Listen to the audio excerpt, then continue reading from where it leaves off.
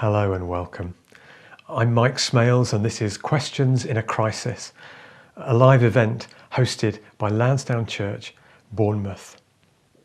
And the question we're considering is this: where is God in all this suffering? That's a big question. And so I'm delighted that this evening we're joined by Dr Amy Orr Ewing. She's president of the Oxford Centre for Christian Apologetics, and she's recently written a book with this very title.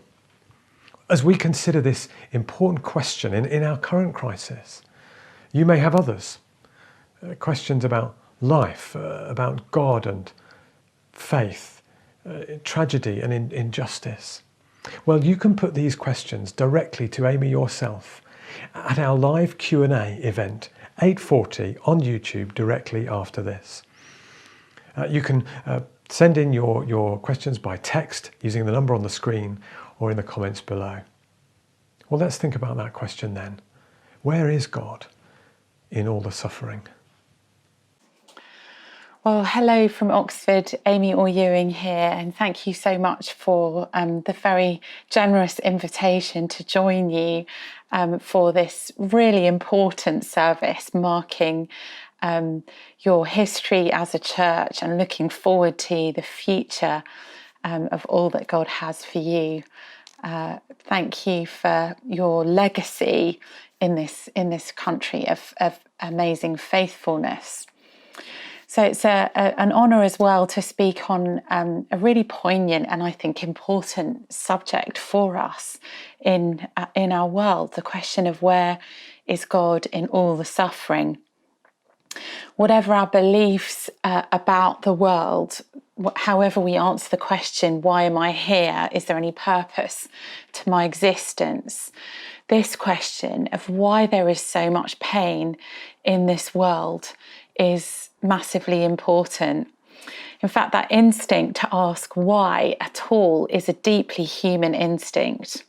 My twins just turned 15 in the last week, and I was remembering a few things about their birth and their early life over this while. And one thing that particularly came to mind recently was that when they were both starting to speak and formulate their thoughts and words, they went through a phase as toddlers of asking the question, why, all the time. Why in stereo was my life? I remember one day in particular counting 98 different occurrences of the why question in a single morning from these two wonderful little boys. I made a note of it in my diary. I'm not sure how I held on to my sanity. This phase went on for weeks. Why, all the time. And as human beings, it seems that we are wired to ask, why? When we think about this question of suffering and why it happens, why it hurts so much, and where God might be in it all, there are going to be different starting points for us. Human beings have wondered about this question and written about it and thought about it since time immemorial. But I want to suggest today that the Christian faith has something unique to bring to this question. You see, not every framework begins in the same place, but the Christian framework begins with love. But should we take love for granted as a starting point in exploring pain and grief and suffering? Why might love matter so much? You may be aware that Eastern philosophy views human suffering through the dual lenses of karma and reincarnation. So when something painful happens, when people suffer, karma tells me that there is a moral law of cause and effect guiding all the circumstances of our lives. So if I get a disease diagnosis, or if I have a car accident, or if someone close to me dies young, the law of karma means that I am getting and they are getting what they deserve. The fact that the thing I've done that makes me deserve pain may not be immediately obvious to me is complicated by the idea of reincarnation. In this view, the universe recycles us over multiple lifetimes. And so we may be living with the effects of karma from something we've done in a previous life. A few years ago in Oxford, my husband and I lived in a particular street, and we lived next door to a university professor and his wife, and she was a great believer in Eastern philosophy. She believed that she had been a member of the French resistance in a previous life, and she felt that her failure to pass on a particular message during the war was the cause of her back pain in this life. Karma was running its course. But you know, karma does not love. Suffering is inflicted by a faceless system of law, just leaving us with what it determines we deserve. Buddhism encourages its followers to seek detachment as a way of processing suffering. The Buddha left his wife at home on the night that his first child was born.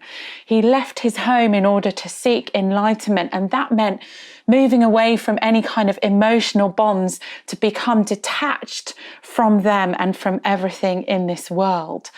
Buddhist enlightenment is essentially following the Buddha's example to choose disconnection from everything. He taught that human suffering comes from desire. Wanting or desiring someone or something is the root of all suffering. And so the answer is get rid of desire, detach from everyone and everything. There is no love. God is not personal, and love is an irrelevance. Or we might know of other monotheistic religions like Islam that give a different perspective.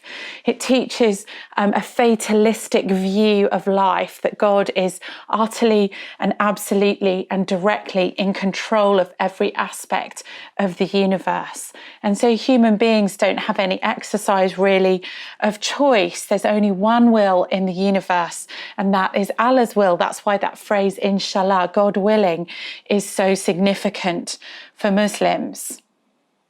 So love is not really that significant in an understanding of suffering and a suffering world. Or we might look at naturalism, another different point of view, a system derived from the belief that everything in life has a purely natural or material physical explanation. So if you think about the question, where is God in all the suffering? Naturalism will say nowhere, because God doesn't exist. There's no spiritual or religious dimension to life. There's no God who created the natural world. So human beings are just our own highest authority.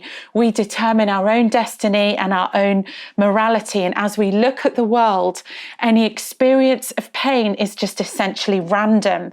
It's a consequence of living in this physical world and nothing more. And since the physical and biochemical world is all that exists, any sense of a connection to another person and love for them is viewed in purely physiological terms. So the love that I might experience is just biochemistry, and the pain I may experience as the result of the loss of a person or an experience of injury or illness doesn't have any deeper or metaphysical or spiritual dimension. Suffering is like everything else, it is purely physical. So when it comes to pain and suffering that has a more obviously, directly moral dimension, this is particularly significant. For example, if a woman is sexually assaulted, naturalism has not rooted morality objectively in God. Sexual assault is wrong in absolute terms because God is the ultimate judge of this. It's actually rooted subjectively in a personal preference. I do not want this to happen to me or those I love, therefore it is wrong. Or it's rooted in societal taboo. As a society, we can see that this is damaging, and so we need to create laws that say that it mustn't happen. So many people think that suffering is a problem for those who believe in God. But actually, the problem of suffering doesn't disappear as we get rid of God. The great atheist French philosopher Jean-Paul Sartre observed that a culture that had stopped believing in God was still left with real questions about pain and suffering, as well as good and evil. He put it like this. He said, there disappears with God all possibility of finding values in an intelligible heaven, there can no longer be any good a priori, since there is no infinite and perfect consciousness to think it. Nor, on the other hand, if God does not exist, are we provided with any values or commands that could legitimize our behavior. Thus, we have neither behind us nor before us in a luminous realm of values any means of justification or excuse. So as we think about suffering and evil, as we sense that things are wrong in an ultimate sense, we're left with a question: how do we know that? How do we intuit that things are objectively and ultimately wrong without God? So the human existence of suffering, for naturalists, I think, is a real problem. As we think about anguish in the face of pain, if human life is not essentially sacred, if we were not created in the image of God, if we're just here as an accident of biology and chemistry, does our outrage and our anguish in the face of suffering really make sense?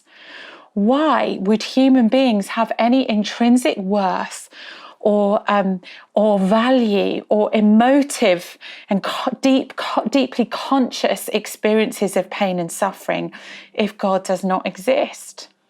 Peter Singer argues that in the absence of God, human beings have no more value or moral intuition than any other animal. He says this: whatever the future holds, it is likely to prove impossible to restore a sanctity of life view. We can no longer base our ethics on the idea that human beings are a special form of creation, made in the image of God and singled out from other animals. Our better understanding of our own nature has bridged the gulf that was once thought to lie between ourselves and other species. So why should we believe that the mere fact that a being is a member of the species Homo sapiens endows its life with some unique, almost infinite value? That's his question. Does human life have value? Can we hear of the deaths of young people in a classroom on the other side of the world, gunned down by an unstable classmate, and simply shrug our shoulders? Do we have a similar reaction to watching a documentary about wildlife in Africa and observing a lioness catching a warthog to watching a documentary about a serial killer murdering women? I think that human life does have essential value, and that our reactions to the sufferings of other human beings, even those we don't know, actually points to that. And so we're left with a question. If it's the case that there is no God to give our lives value and meaning and significance beyond just our physical existence in bodies, then why do we as human beings care about massacres, about hunger, about injustice, and about the suffering of other human beings? Why does suffering hurt us so much? Why does it matter? From where do we get a sense of essential worth and dignity? You see, actually, our outrage about suffering, including the suffering of people we don't know, people we have no evolutionary predisposition to depend on for our survival, our feelings about suffering and our personal experience of pain all confirm the common human intuition that there is more to life than just the purely physical. Where is God in all the suffering is worth exploring, because our human outrage about suffering points beyond ourself, prompting us to seek meaning and transcendence. So amidst the possible starting points of naturalism, of Buddhism, of Eastern philosophy, of Islam, there is another alternative, and it is the Judeo and specifically Christian perspective, a view that sets forth the premise that God really does exist, that God is a personal being, and that God is essentially loving. And this loving, existing God has made human beings in his image. He has given an imprint of sacredness to every human life. And he's made human beings with a capacity to reason, to choose, and to love. And it could follow from this that suffering hurts us as human beings in such a profound and shocking way, because human beings really do matter, because we are divine image bearers, and so our lives and well-being have a sacred dimension. And that would mean that suffering and pain hurt us on more than a purely physical level. If God is real and God is loving, pain will be the cost of love. Real love is simply not possible without freedom of choice. Compelled love is never love. And so the possibility of love entails the possibility of pain. In Genesis, the first book of the Bible, the author talks about human beings being created in the image of God. Genesis 1:27 says, God created mankind in his own image. In the image of God, he created them, male and female, he created them. So Christian faith claims there is a God-likeness about us as human beings, that our lives are essentially valuable because we bear the divine image. And that's true whether those human beings believe in God or not. Whoever we are creatures of dignity. And the essential part of you that makes you you has a transcendent source. Your value is not imagined or invented, it is real, and its grounding is God's image in you. And so the Bible's response to the question of why God allowed suffering builds on this essential claim that every human life bears that image of God. You see, the obvious question is this: if human beings have such worth and dignity, why would we be subjected to such horrific pain and suffering? How could God be good in allowing it? Doesn't the pain of the world call into question not only God's goodness, but also his existence? Well, the Bible talks in Genesis of a good God creating a good world. That creation account rings with that word good, and God saw that it was good. And God locates the people that he's created in a specific context in a garden where they have the ability to make decisions. Genesis 2:15-17 says, the Lord God took the man and put him in the Garden of Eden to work it and take care of it. And God commanded the man, you're free to eat from any tree in the garden, but you must not eat from the tree of the knowledge of good and evil. From when you eat of it, you will surely die. Since God makes human beings to have the capacity to love, they must also have the capacity to choose. For love to exist, freedom must exist. Now, this came sort of home to me as a teenager growing up in Birmingham. I became friends with a girl whose parents were trying to force her into a marriage. She was 15, I was 15, and I remember the conversations we had. She was afraid, she was deeply, deeply afraid of this situation, and she had good reason to be afraid, because the previous year her cousin had been in the same situation, and her cousin had decided to run away from this arranged forced marriage. But when the relatives found this cousin walking in the street in a different part of the city, they actually knocked her down with the car, and they put her in the back of the car, and she was taken out of the country and no one heard from her again. So my teenage friend knew that she didn't want a life where she had not been able to exercise choice herself.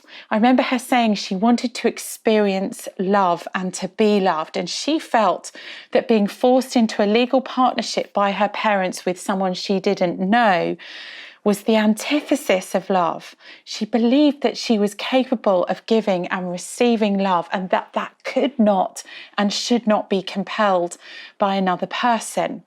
So friends helped her to escape from that situation and get to a safe house. But I remember those conversations chewing over this idea that for true love to be possible, it must be freely offered and freely received. Now, actually, we all know this to be the case. And in Genesis, after the description of human beings being created in the image of God, there's this story of Adam and Eve. They're living in this beautiful garden and they have a capacity to choose. They're told they can eat from every tree apart from one particular tree.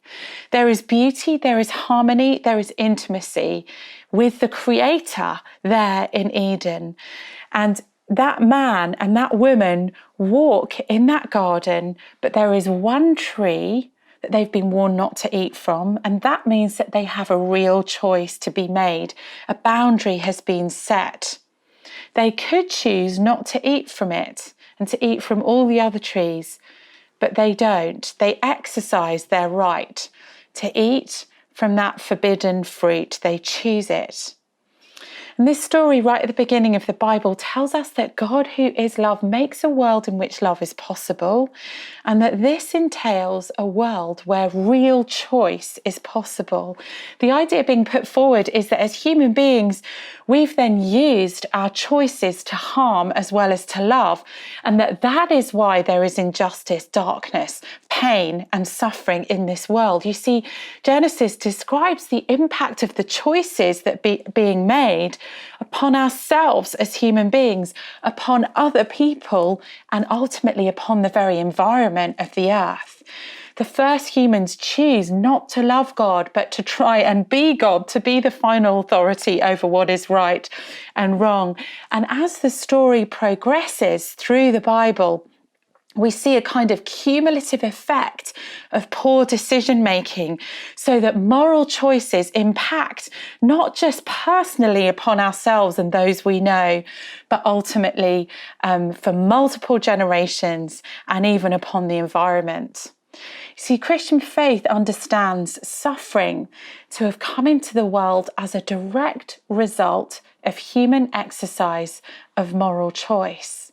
And so our suffering is real, it hurts.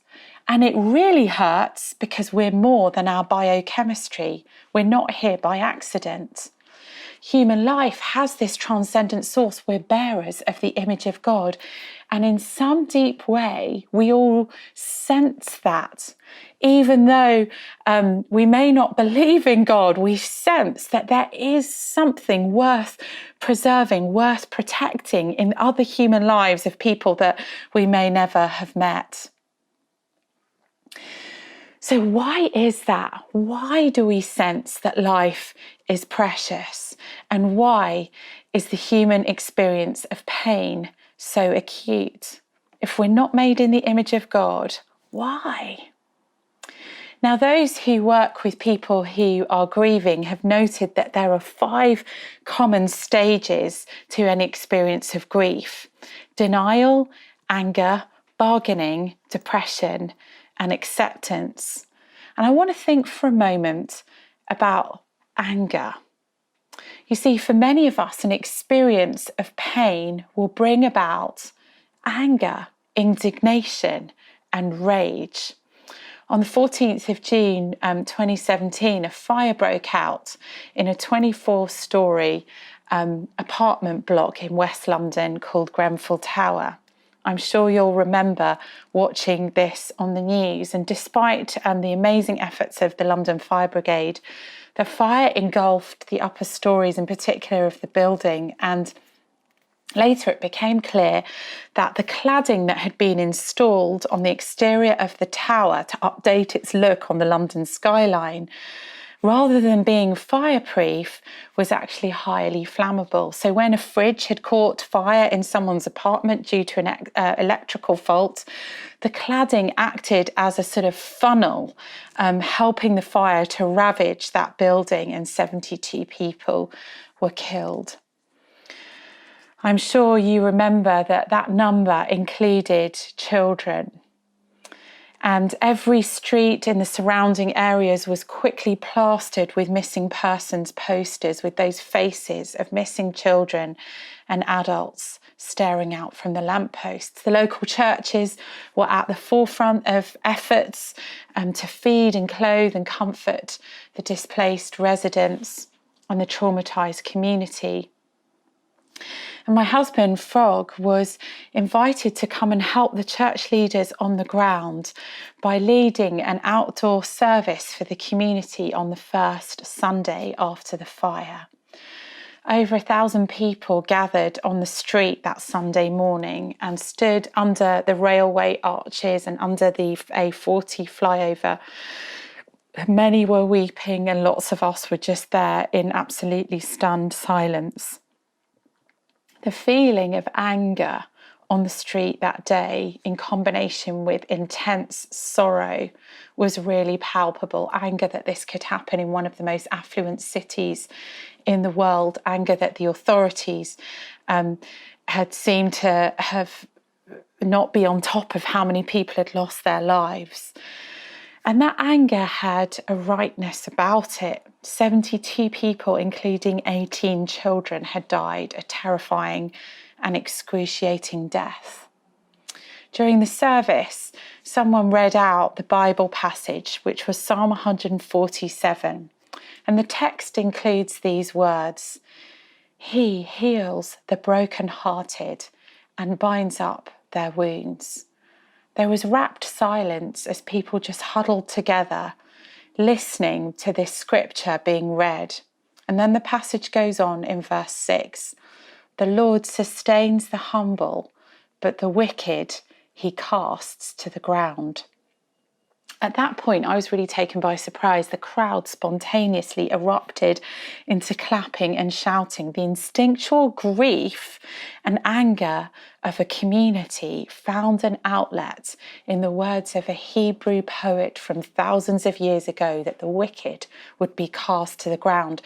The idea that perpetrators responsible for what had happened might be thrown to the ground felt pretty appealing to that crowd. It felt as if rage was rippling very close to the surface. When horrendous things happen to us and to those we love, when we experience loss and disappointment, it is a common human reaction to feel anger. And on one level, that seems right and appropriate. If it is true that all human life bears the image of God, then anger in the context of pain is not only to be expected, it is warranted. And sometimes religious people are sort of well-meaning and they want to short-circuit that process of anger, fearful that anger might lead us away from God. But actually the Bible gives voice to people in the midst of suffering and gives us the freedom to express frustration and grief and anger and disappointment, including actually saying some of these things to God, speaking honestly to God in our anger and pain. Even shaking a fist at God is a legitimate, even positive way of processing pain. You see, outrage in the face of injustice and death and disease and violence makes sense to us as human beings because we instinctively sense that this is not the way things are meant to be. But is that impulse rational? Does our outrage at evil and pain actually make sense of our own belief system about the world? What is the foundation of human outrage at evil and suffering if life does not have God as its source, if we're nothing more than a collection of atoms? After Charles Darwin first published his book on the origin of the species, a British economist called Herbert Spencer coined the phrase "the survival of the fittest" to encapsulate Darwin's idea of natural selection. Spencer was comparing Darwin's theory to his own economic principles, the central idea that those life forms best suited to their environments would survive and eventually less sustainable attributes would be bred out of the population. The inevitable conclusion of this viewpoint was that individuals must always put themselves first in every decision. After all, what is there other than me and mine? Now, atheist philosophers have picked this up, like Ayn Rand and Nietzsche, speaking of the process of putting me and mine first as kindness to the self, since there is no God. If this philosophy tells me that I should put myself and those who I love first and not sacrifice myself for others, how would that be able to justify my outrage, not just when I suffer personally or when my blood relatives are harmed, but how does it account for the anger I feel when other people on the other side of the world experience pain and I have no genetic connection to them or no predisposition to care about their survival? What does our anger about suffering in the world say about the nature of human life? If God exists, if God has created human beings to carry his image, then anger in the face of injustice and pain makes sense. We sense that the world ought to be a good place and that pain is spoiling it as people suffer all sorts of horrors around us. But why do we feel that outrage if this material world of biology and physics and chemistry is all there is? Why should we feel disgust and fury at the unjust exploitation of children living on remote continents if human beings are just the product of random processes of chance? Why should our own pain or the pain of others matter? But our anger in reaction to evil does have a place in the Christian story, a place that gives voice and explanation to what we feel deep down. Our cries for justice carry echoes of the Christian story. If we were made for love, if life has a transcendent source, if God's good image marks every human being, and if we have marred this world and each other through our own choices, it is no surprise that we feel as we do when we suffer. This actually points us towards God and not away from him. Where is God in all the suffering? God is there in his image in us. God is there in our instinct that this is not how things are meant to be. And ultimately, God entered this suffering world in the person of Jesus, willingly suffering with us and for us, so that we would know we are not alone in this world, that he actually exists, that he cares, that he cared enough to die on a cross for us. I wonder if you would consider today not just the explanation that the Christian faith might be able to offer about why the world is as it is, but also the offer of a tangible and real God who actually exists and who offers us his love and his presence in this suffering world. That's what's at the heart of the cross of Jesus Christ. He died for us, the most agonizing pain known to man, but also taking the suffering of the world upon himself as God on that cross for us. God's love is revealed, the Bible says, it is demonstrated through the suffering of Christ. God's love for us motivated him to come into this world, not just to observe our suffering and sickness and to feel empathy and pity for us, but to actually do something about us, to meet us in the pain of this world, to redeem our pain, to redeem our lives so that we could have relationship with him, not just now, but ultimately into eternity. And so I want to suggest to you today that there's an opportunity for you to come to know that loving God, not just theoretically that he exists and that he gives your life meaning or even your pain meaning, but to come to know him personally. And he's just a prayer away from every single one of us. You can ask him to meet you through Christ's sacrifice on the cross, even in this pain-filled and suffering world. And I really encourage you to consider doing that. Thank you for listening. Amy, thank you. I wonder what's your response to that invitation. Maybe you just need to stop this video and pause and think about it. That invitation of Jesus to you in person, to acknowledge your need of forgiveness, to surrender to his authority, and to receive his love and acceptance in full. Maybe for you this has provoked a whole bunch of other questions. Why not bring these up with the person who invited you to join this video? Or in just a moment, you can put them directly to Amy here on YouTube with our live Q&A. You'll be able to post those questions in the chat. You can use the number on the screen and in the details below to text them in, or even tweet them using hashtag #YourQuestions in a Crisis. If you'd like a copy of Amy's book, I can thoroughly recommend it. And I'm delighted to be able to tell you that our local Christian bookshop, Keith Jones, is offering it at the moment at a massively reduced price of $5.99, down from $7.99. Maybe now is the time for you to look more closely at the claims of Jesus and the Christian faith. Well, you'd love Christianity Explored. It's a forum online to ask your questions, to look more closely at the Bible and to get to know others. Just make your way to our Lansdowne Church website. Look for Christianity Explored. You can register your interest and we'll get back in touch with you. Well, this has been Lansdowne Church. It's been great having you with us. We hope it's been helpful. See you again.